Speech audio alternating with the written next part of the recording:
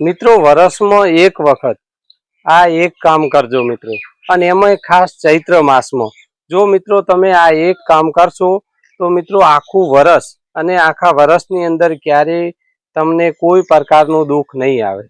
મિત્રો આપણે એમને એમ ઘણી વખત કોઈ સગા સંબંધી આવે, કોઈ મિત્રો આવે તો પણ મિત્રો આપણે પૈસા વાપરી દેતા હોઈએ છીએ તેમની પાછળ, અને મિત્રો એમને પણ આપણે ક્યાંય ફરવા જઈએ તો પણ આપણે પૈસા વાપરી દઈએ છીએ। અને મિત્રો આજે જે આપણે આ ચૈત્ર માસની અંદર શું કરવું તે વિશે અમે જણાવીશું, અને તેનો મિત્રો ખર્ચો મામૂલી ખર્ચો છે। મિત્રો તમે મિત્રો કોઈ ભાઈબંધો સાથે મિત્રો સાથે હોટલમાં જમવા જાઓ છો તેના કરતાં પણ મિત્રો બહુ ઓછો ખર્ચો છે। મામૂલી એટલે મિત્રો માત્ર 1500 થી 2000 રૂપિયાનો મિત્રો ખર્ચો થાય છે આની અંદર।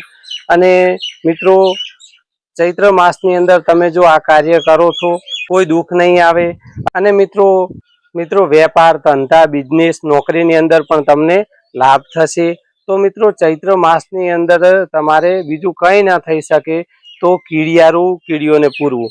મિત્રો એવું કહેવાય છે કે ચૈત્ર માસની અંદર કીડીઓ આખા વર્ષનો ખોરાકનો સંગ્રહ કરે છે, અને જ્યારે મિત્રો વરસાદ થાય છે, જ્યારે ચોમાસું આવે છે ત્યારે કીડીઓ જમીનની અંદર હોય છે, જે અત્યારે જે ખોરાક જે એકઠો કરેલો હોય તે અંદર બેસી અને ખાય છે, આવી માન્યતા છે। મિત્રો ચૈત્ર માસની અંદર કીડીઓને કીડિયારું પૂરવું ખૂબ જ ફાયદાકારક માનવામાં આવે છે અને ખૂબ જ લાભદાયક માનવામાં આવે છે। તો મિત્રો ચૈત્ર માસની અંદર કીડિયારું આપણે પૂરવાનું છે।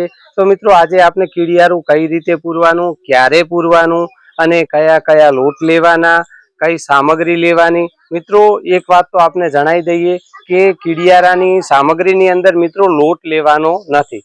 મિત્રો ઘણા વ્યક્તિઓ લોટ લેતા હોય છે, પણ લોટ કેમ નથી લેવાનો તે પણ મિત્રો આપણે આગળ જણાવીશું। તો મિત્રો વિડીયોમાં તમે જોડાયેલા રહેજો, અને મિત્રો આ વિડીયોને વધુમાં વધુ શેર કરજો। તો મિત્રો આ વિડીયો જોઈ અને બીજા પણ વ્યક્તિઓ જો કીડિયારું પૂરશે તો તમે પણ ક્યાંક ને ક્યાંક એક પુણ્યના ભાગીદાર બનશો મિત્રો।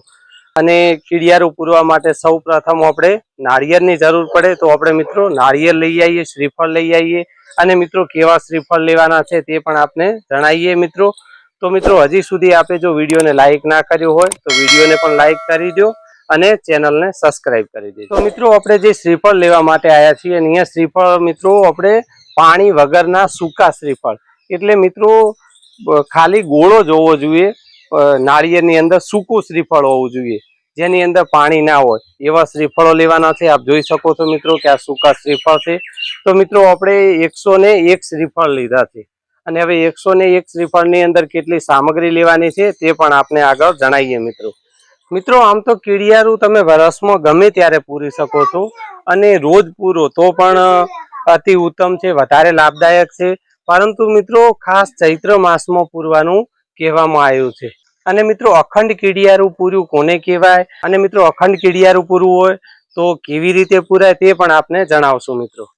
તો જો મિત્રો આપણે શ્રીફળ લઈને આવી ગયા છીએ, આ શ્રીફળ છે આટલા, અને આ અહીંયા થેલાની અંદર પણ છે। તો મિત્રો આપણે આગળ આપણે એ પણ જણાવશું કે કીડિયારું ક્યારે પૂરવાનું, કયા સમયે પૂરવાનું, અને કયા દિવસે પૂરવાનું તે પણ આપણે જણાવશું। તે પહેલા મિત્રો આપણે હવે શ્રીફળ ફટાફટ છોલી દઈએ, અને પછી આપણે સામગ્રી બતાવીએ કે કીડિયારું પૂરવા માટે કઈ કઈ સામગ્રી આપણે લેવાની છે।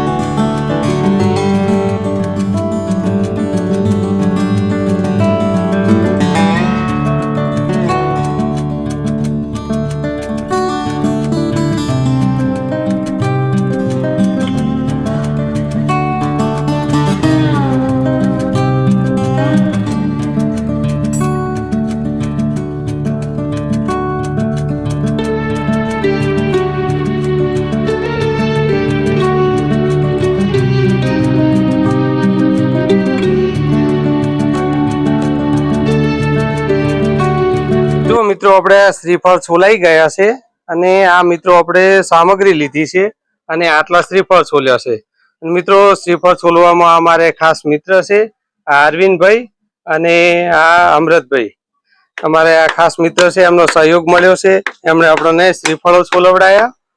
અને મિત્રો આ જો આપણે સામગ્રી લીધી છે જેમાં આ મોરસ છે, ચોખા છે, ઘઉં છે અને ફોતરાવાળી મગની દાળ અને આ છે તલ.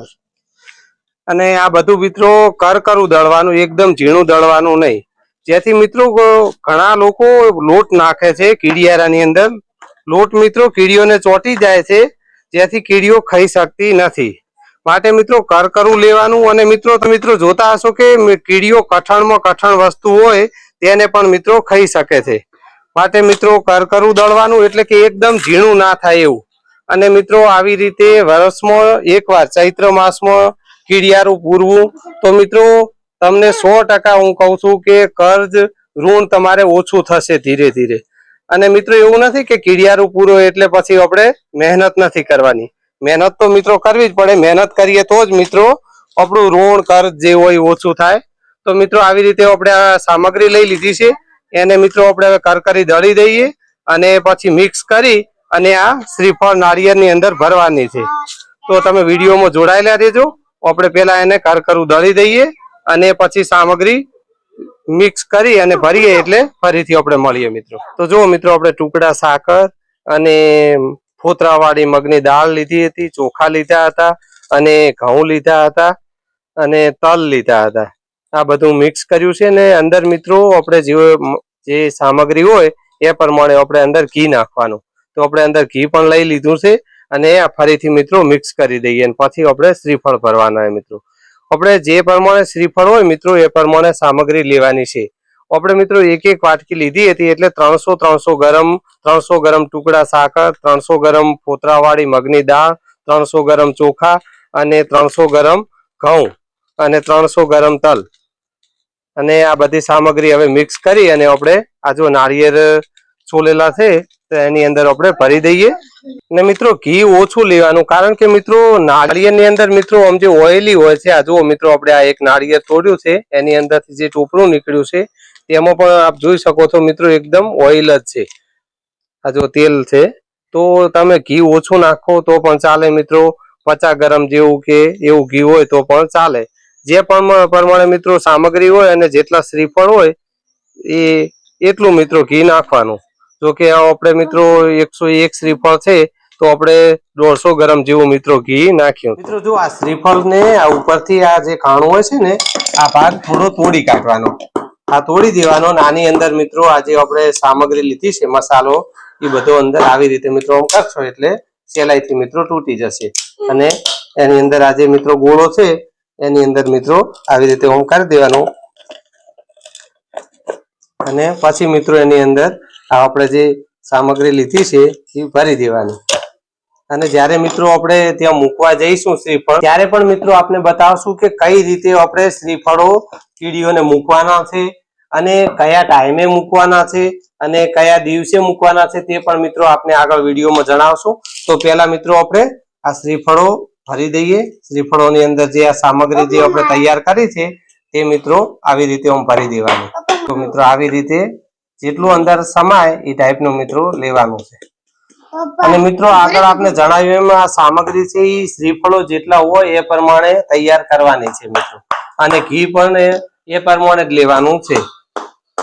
અને આવી રીતે મિત્રો ભરી અને અહીંયા બાજુમાં મૂકી દેવાનું. આપણે ભવ્યભાઈ અને આર્યાબેન ને દિવ્યાબેન શ્રીફળોની અંદર મિત્રો કીડિયારું ભરવા બેસી ગયા છે. જે મિત્રો આપણે સામગ્રી તૈયાર કરી હતી તેમાં મિત્રો પરમ કૃપાળુ પરમાત્માએ જે કઈ મને તમને આપ્યું છે તેમાંથી મિત્રો ફૂલ નહીં તો ફૂલની પાંખડી, પરંતુ મિત્રો વર્ષની અંદર એટલે કે ચૈત્ર માસમાં એક વખત તો મિત્રો આવી રીતે જરૂરથી મિત્રો કીડીઓને કીડિયારું પૂરજો.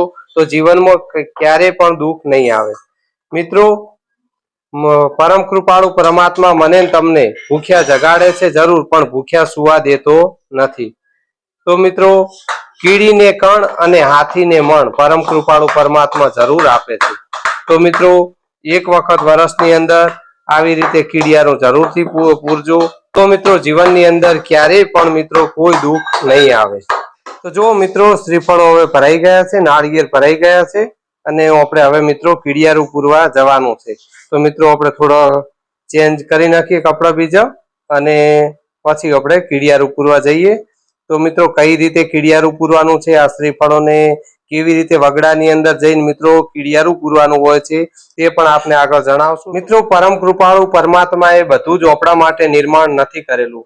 મિત્રો આપણે જે કઈ વર્ષની અંદર કમાઈએ છીએ તેની અંદર મિત્રો થોડો ભાગ એવા પશુ પક્ષીઓ માટે પણ મિત્રો કાઢવો જોઈએ કે જે મિત્રો પહેલામાં પહેલું તો શાસ્ત્રોમાં કહેલું છે મિત્રો ગાયને મિત્રો ઘાસચારો આપવો, શ્વાન એટલે કે કૂતરાને પણ રોટલો આપવો અને કોઈ ભિક્ષુક આપણા આંગણે આવે તો તેને પણ ટુકડામાંથી ટુકડો આપવો, તેને પણ ભોજન કરાવવું અને મિત્રો વર્ષમાં એક વખત મિત્રો આવી રીતે કીડિયારું પૂરવું.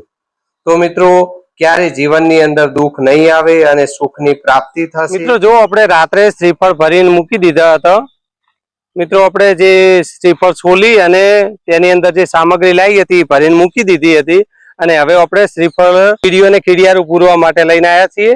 અને મિત્રો નિર્ધારિત સમય છે સવારના 9 વાગ્યા સુધીનો અને દિવસનું કહીએ તો નિર્ધારિત દિવસ છે મિત્રો રવિવાર, મંગળવાર અને ગુરુવાર. આ 3 વાર જો તમે કીડિયારું પૂરો ચૈત્ર માસમાં તો વધારે શ્રેષ્ઠ માનવામાં આવે છે મિત્રો.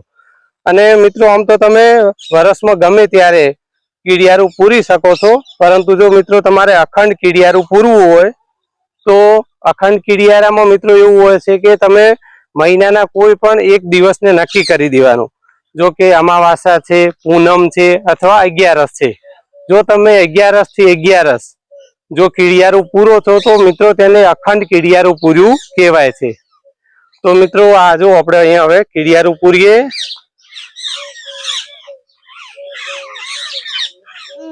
મિત્રો જો વગડાની અંદર આવી અને થોડી પોચી જમીનો અહીંયા આવી રીતનો ખાડો કરી દેવાનો અને જે આ ઉપરનો ભાગ છે એ મિત્રો બારે દેખાય એવી રીતનો રાખી અને આવી રીતે મિત્રો કીડીઓ માટે આ શ્રીફળો રાખી દેવાના, જેથી કરીને મિત્રો કોઈ અન્ય પ્રાણી આને નુકસાન ના પહોંચાડે. અને જો કીડીઓ જેવું મૂક્યું એવું તરત કીડીઓ અહીંયા આવી ગઈ છે. જ્યાં મિત્રો ઝાડા હોય, ઝાડ હોય તેની અંદર જો મિત્રો તમે મૂકો ને તો વધારે સારું, કેમ કે કોઈ અન્ય પ્રાણી નુકસાન ના પહોંચાડે અને કીડીઓ ખાઈ શકે. મિત્રો જો મિત્રો અહીંયા કન કીડીઓ છે અને આપણે કીડીઓને આવી રીતનો ખાડો કરી બાજુમાં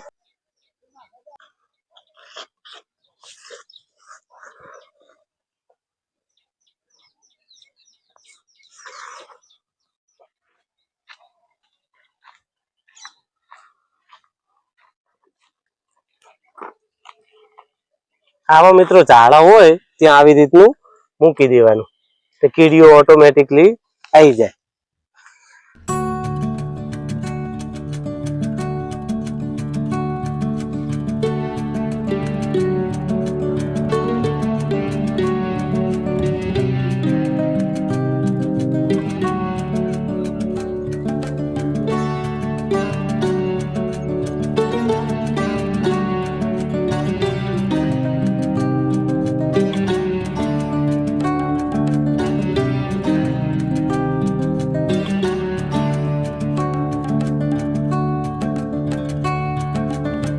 તો મિત્રો તમે પણ આવી રીતે વર્ષમાં એક વખત કીડિયારું જરૂરથી પૂરજો.